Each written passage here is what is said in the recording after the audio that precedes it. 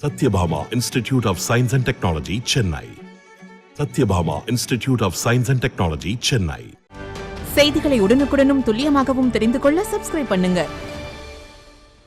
தலைக்கேறிய மது போதையில் அரிசி மூட்டைக்கு முட்டு கொடுத்து தூங்கிக் கொண்டிருந்த நியாய விலைக் கடை ஊழியரை ஆய்வுக்கு வந்த அதிகாரிகள் தட்டி எழுப்பி டிஸ்டர்ப் செய்ய தெளியாத போதையில் தட்டு தடுமாறி வந்த காட்சிகள்தான் இவை. திருச்சி மாவட்டம் புத்தூர் அருகே சிந்தாமணி நியாய விலைக் கடைக்கு கடந்த 27ஆம் தேதி சசிகலா என்பவர் கணவரோடு பொருட்களை வாங்கச் சென்றார்.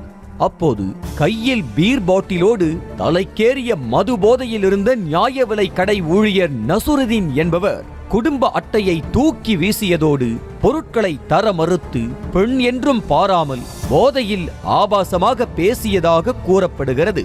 சார் எங்களுக்குள்ளதை போடுங்க, எல்லா ஜாமானும் மாசம் லாஸ்ட் ஆச்சு அப்படின்னு கேட்டேன். உடனே அவர் என்ன செஞ்சிட்டார், காடை தூக்கி இடது கையில் எரிஞ்சிட்டார். என்ன சார் இப்படி எரியறீங்க அப்படின்னு கேட்டதுக்கு, என்னப்பா என்ன பண்ண முடியும் உன்னால, இப்படி தான் செய்வேன், போயிட்டே இரு, இதுக்காக வந்து நீ அரிசி தானே வாங்க வந்த, நான் தூக்கி போட்டா எடுத்துக்கிட்டு போ. நியாய விலை கடையில் தனக்கு நேர்ந்த அநியாயத்தை பொறுத்து கொள்ள முடியாமல் போதையில் இருந்த ஊழியர் நசுருதீனை பீர் பாட்டிலோடு வீடியோ எடுத்து சசிகலா இணையத்தில் வெளியிட ஊர் முழுக்க சுற்றிய வீடியோ கூட்டுறவு மொத்த விற்பனை பண்டக சாலையின் துணை பதிவாளரின் செல்போன் வரை நீண்டது.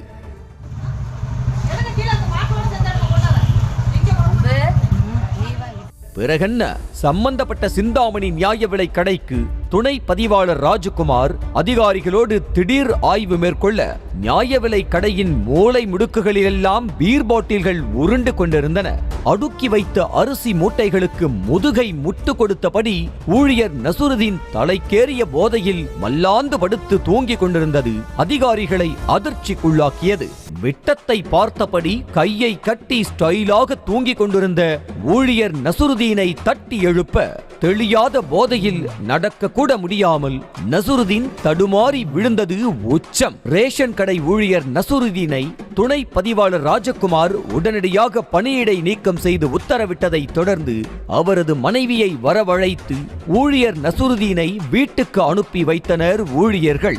நிற்க முடியாத போதையிலும் கேமராவை பார்த்து முறைத்து போஸ் கொடுத்து கொண்டிருந்த நசுருதீனை வீட்டுக்கு அழைத்து செல்ல மனைவிதான் படாத பாடுபட்டார். சஸ்பெண்ட் ஆனது கூட உணராமல் இடுப்பில் கை வைத்து கொண்டு மயில்சாமி கூறுவது போல கண்டம் விட்டு கண்டம் தாண்டும் நேரத்தில் அதிகாரிகள் தட்டி எழுப்பியதால் ஆழ்ந்த சிந்தனைக்கு சென்றார் Nasruddin. Satyabhama Institute of Science and Technology, Chennai. Satyabhama Institute of Science and Technology, Chennai.